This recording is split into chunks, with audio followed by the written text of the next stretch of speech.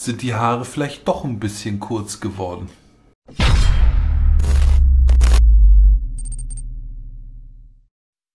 Hallo, seid gegrüßt, ich bin der Uwe und heute gibt es ein neues Video für das Gaming-Magazin Play Experience und diesmal geht es um eine Tastatur und die liegt hier auch direkt vor mir. Es ist die Cherry MX 10.0N RGB. Warum die diesen komplizierten Namen hat, weiß ich nicht genau, aber darum soll es ja auch gar nicht gehen, denn das Gerät an sich, finde ich, ist schon mal ein Video wert.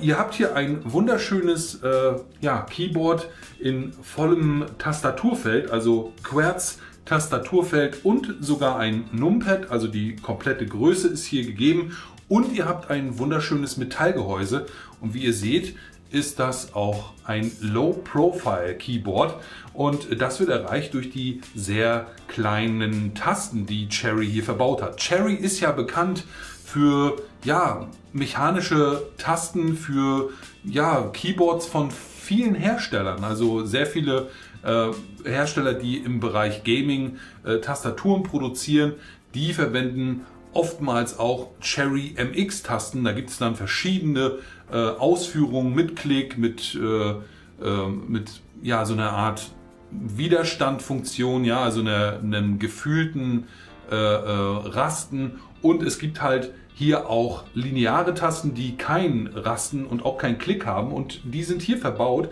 und es sind sogenannte Low-Profile Tasten. Und damit ist die Tastatur nur etwa 20 mm dick. Das bedeutet, wenn die wirklich auf eurem Tisch hier liegt, dann hat die wirklich ein sehr flaches Profil. Schön finde ich aber nicht nur das Metallgehäuse, was wirklich die Tastatur halt auch sehr edel wirken lässt, sondern ihr habt hier auch einen Standfuß, der etwas anders ist als die Standfüße, die man von anderen Tastaturen so kennt. Der ist nämlich über die komplette Länge und hier hinten so angelegt, und wenn ihr den umlegt, dann könnt ihr die Tastatur natürlich darauf aufstellen. Er hat zwei kleine Gummifüße und wenn ihr die Tastatur abhebt, dann klappt er automatisch wieder ein, was ich ziemlich schön und cool finde irgendwie. Gut, das ist jetzt vielleicht ein bisschen nervig, wenn man die Tastatur umpositioniert, dann muss man sie immer wieder aufstellen. Aber ich finde es halt irgendwie mal was anderes als diese standardmäßigen ausklappbaren Plastefüße, die man so von anderen Tastaturen kennt. Und ich hoffe, dass sich sowas vielleicht auch am Markt durchsetzt. Ansonsten habt ihr natürlich, wie der Name schon sagt, eine RGB-Beleuchtung. Die ist aber jetzt nicht steuerbar mit einem Razer Chroma oder mit den Beleuchtungssteuerungen von anderen Herstellern vereinbar, was natürlich schade ist, aber jeder hat ja da auch seine eigenen Produkte bzw. eine eigene Softwarelösung.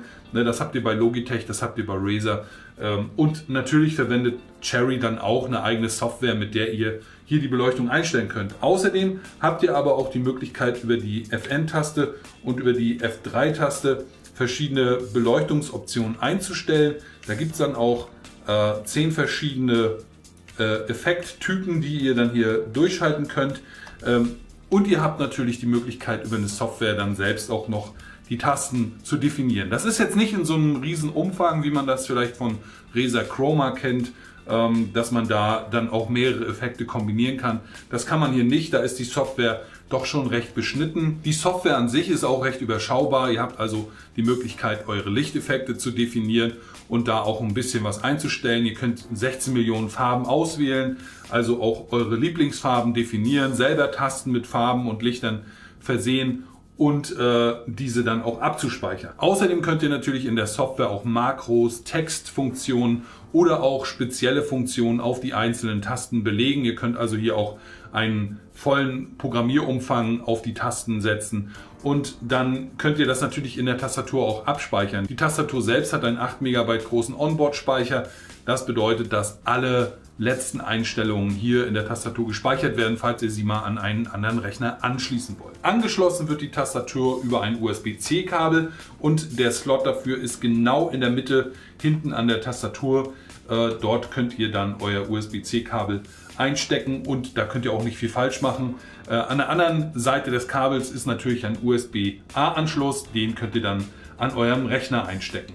Und sobald ihr das getan habt, seht ihr, geht hier die Software direkt auf und die Tastatur fängt an zu leuchten. Also ihr habt hier keine großartige Installationshürde, ihr müsst keinen Treiber installieren. Die Tastatur ist Plug and Play und funktioniert sofort. Ich muss sagen, ich bin recht begeistert von der Tastatur, einfach weil sie durch das Metallgehäuse und die flachen Tasten sehr hochwertig ist und ja, einen sehr wertigen Eindruck vermittelt. Sie hat ein gutes Gewicht, ist nicht zu schwer, ist aber auch nicht zu leicht und auch die Tasten sind halt sehr schick gemacht, sie sind lackiert und gelasert. Das bedeutet, ihr habt hier auch eine Langlebigkeit und wie gesagt, von der Verarbeitung her bin ich halt schon sehr begeistert. Dann eben nochmal dieser ja, etwas andere Standfuß und das rundet das ganze Produkt halt ab und dann habt ihr eben die Möglichkeit mit den RGB-Möglichkeiten hier noch ein bisschen Licht ins Setup zu bringen, beziehungsweise die Tastatur dann auch an euer Setup anzupassen. Der Preis ist jetzt nicht ohne, die kostet im Handel etwa 140 €. Das ist nicht wenig für eine Tastatur, aber wenn ihr vergleichbare Produkte anderer Hersteller nehmt, dann ist sie sogar noch recht günstig. Ja, macht halt einen einfach sehr schicken Eindruck. Zu den Tasten wollte ich noch Folgendes sagen. Es sind natürlich mechanische Tasten, aber eben linear geschaltet. Ihr habt hier kein Klicken und ihr habt hier auch keinen Widerstand. Und ihr habt einen sehr geringen Vorlaufweg. Die Tasten sind ja hörbar, wenn ihr komplett anschlagt, aber der Vorlaufweg ist halt etwa bei 1 mm schon erreicht. Das heißt, ihr könnt sogar leise damit tippen, wenn ihr wollt. Ich denke, damit habe ich genug zur Cherry MX 10.0N RGB gesagt. Wenn ihr weitere Fragen habt, schreibt sie natürlich wie immer in den Kommentarbereich. Schaut euch auch den Testbericht zu dieser Tastatur an. Ja, ich bin wie gesagt begeistert. Ein schönes Produkt, ein schickes Produkt, sehr hochwertig verarbeitet und natürlich mit Tasten von Cherry. Ich glaube, da kann man nicht viel falsch machen. Das war's von mir. Ich bin raus. Tschüss.